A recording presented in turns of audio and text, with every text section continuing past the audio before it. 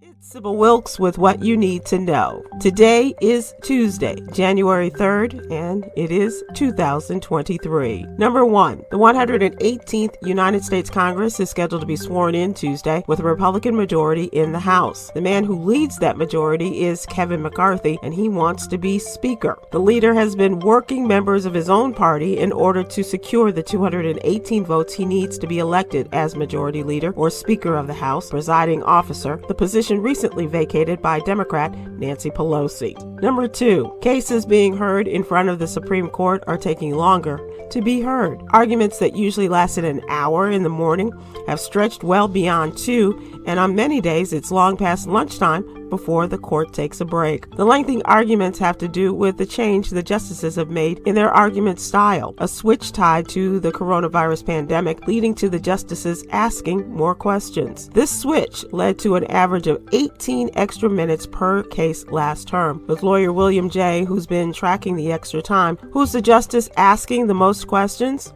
That would be the newest Justice, Ketanji Brown Jackson. Number 3, the federal government is dispatching a medical team to assist the University of New Mexico Children's Hospital, which has been overwhelmed with patients. The Albuquerque Hospital announced a 14-member disaster response team from the U.S. Department of Health and Human Services will begin seeing children Saturday. The federal task force will assist with patient care and healthcare worker challenges for 2 weeks. Number 4, 2 elderly black women were kicked off an Amtrak train due to their dog pooping on the ground. A TikTok account posted a video captioned "Riding Amtrak while black" to share the heartbreaking experience the 2 black women who simply wanted to get from one place to another via train. The video does not show the event leading up to the confrontation, but it opens with an officer standing over the 2 women and telling them they want you off the train. For whatever reason, they want you off the train. A male rider tries to intervene by telling the officers the ladies were not an issue and they cleaned the poop immediately.